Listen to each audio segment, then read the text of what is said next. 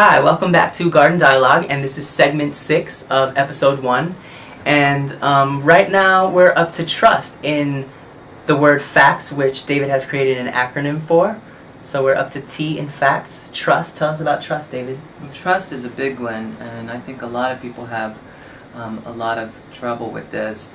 But when you think in terms of, the word trust and what it really means, it's a reliance on the integrity, reliance on the strength and ability. It's a surety of a person or a thing.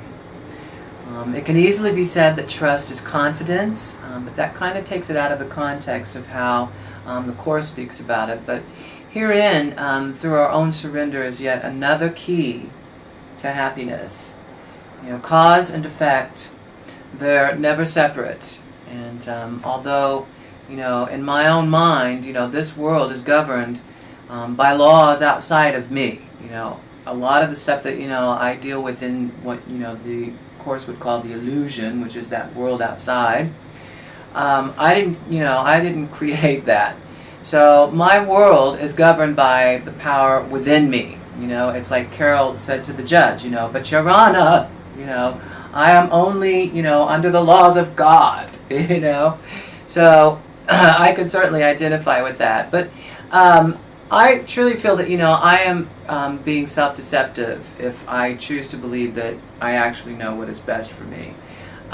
Because I feel that there is a higher power that knows what's best for me, and it's always got my back.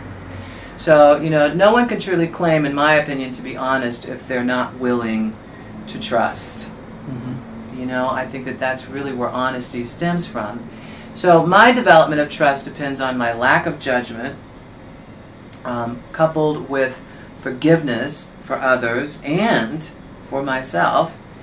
And I believe that, it is in this trust that all things remain safe. Yeah.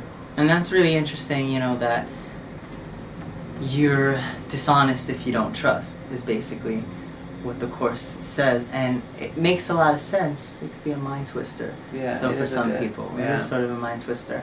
Now, tell me what you said in this piece of trust. You said something that you're not responsible for, being governed by the laws of God. And by the way, just so you know, Carol Anton is her name, will be, is it Anton or Anton? Anton. Carol Anton. We'll be interviewing her at some point, and she has a very interesting story about how she was arrested, and she literally told the judge, Your Honor, I'm under no law but God's. And, it sounds pretty hilarious, but everything worked out perfectly for her. She was arrested, but she wasn't locked up or anything like that.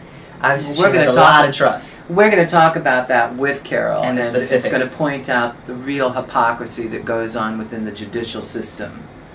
So that will be that episode, most Hypocrisy. definitely. Yes, Big word. We use that word, yes. So what is it that, so original question, what is it that you were saying that you're not in charge of? Well, I made the statement that this world is governed by laws outside of me. Okay. Meaning that, all of this stuff that goes on in the outer world, like going to our jobs every day, and, going to the grocery store and doing all of those things, and, don't run the red light, wait in line until it's your turn, all of that stuff, those are laws outside of me, Mm-hmm. My world, where I live, is governed by the power within me, which really kind of relates back to creation, Mm-hmm. And having that situation of choice. When I moved to New York, it was very interesting because everything kind of went the opposite for me. I live in opposites. Mm-hmm. So everyone was always in a hurry here, and I immediately began to slow down. Everyone wanted to be first, and all of a sudden it became very unimportant to me to be first. So that's... And what did you get out of that?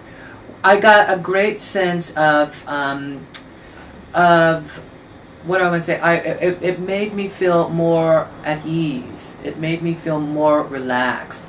But it also put me in a situation where I could stand back and I could see it. Because a lot of times what happens is I will get myself into a situation, and while I'm in the situation, I don't really see what's going on. You know what I'm saying? Yeah. Because I'm so busy dealing or judging the situation, you know? You're not seeing the bigger picture. Exactly. So when I started going in the opposites of how I was seeing people behave, it gave me the opportunity to not only see that, but to also make the choice Mm-hmm. that I don't have to do that. I don't have to be there. I don't have to be in a hurry. You know? Excuse my French, but I like to think of it as, instead of going along with everything else and creating crap on the canvas, you take a step out of the picture and you create something good. There you go. So, yeah. Even if it's just for you, you know? Even if it's just for your own, state of mind or well-being. Well, the Law of Attraction and even the work by Byron Katie, Louise Hay especially, and even the Course in Miracles, they really all say the same thing, and that is that when you feel good, when you make the choice to feel good, it's not that you're hiding everything that's going on around you, and technically for a while you might be, but because feeling good is your vibration, it must manifest in the physical. Trust. And it will. Yeah. So if you have trust, you can do that. And trust is a big one for me because it's something I've learned in the last 2 years. And I've come a long way with trust, personally. Yeah. Trust is a great burden buster. Yeah, it really is. It really allows you to kind of turn things over, you know? Mm-hmm. And, like I said, all that stuff that we do on a daily basis, we need, a lot of us need to do those things. Well, of course, we say differently, we don't need to do anything. But, while we're living on this plane, we got to go to work and we got to pay the bills and all of those particular things. But, and that's what I'm talking about when I talk about feeling deceptive if I choose to believe that I know what is best for me. I know that I'm going to go to work and I'm going to do my work, but when I come home at the end of the day, it's best for me to leave that there, and know that that's not really who I am. It's just something that, I do on a daily basis to feed myself, for example. Right. Let's get into Byron Katie, the work, because this just fits so well with trust. Yeah. And I'm going to explain a little bit of what she does, and it can sound abrasive to some people. She had a man who had cancer, and she sat down with him. Oh, yes, it's a great story. And, wow, it was actually a little tough for me to watch. He said, I want my cancer to go away. I want my cancer to go away. And she said, well, are you sure that this is what you want? Are you sure that this is true? Can you be absolutely sure? Do you really want your cancer to go away? And he says, well, yes, I want my cancer to go away. But are you sure that you want your cancer to go away? Can you say that and be stress-free while you say that you want your cancer to go away? And it's interesting because it's a mind twist, because how can you say you want your cancer to go away and be stress-free while you say that? Because saying that you want your cancer to go away is acknowledging the cancer.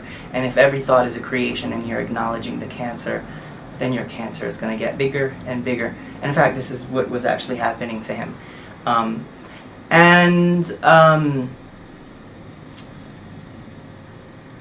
Eventually he came to a place where he was okay with saying,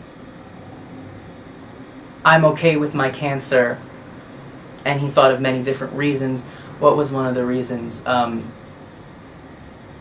He actually said this: I'm okay with my cancer because I want to be the best lover for my wife. And I thought that was actually kind of cute because, he there's a goal there and he wants to live. Now, the thing about being okay with your cancer is that's stress-free. It's not pushing up against.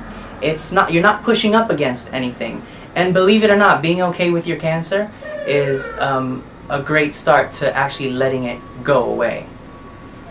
So, because you have to feel at ease. Going back to the dis-ease, you have to feel at ease. If you feel dis-ease, you get what they call disease.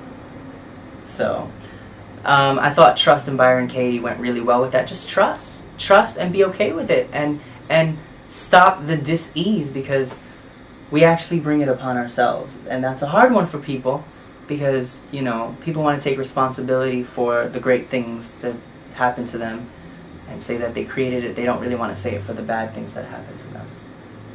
So, anything you want to add to that? No. Okay. I trust that's sufficient.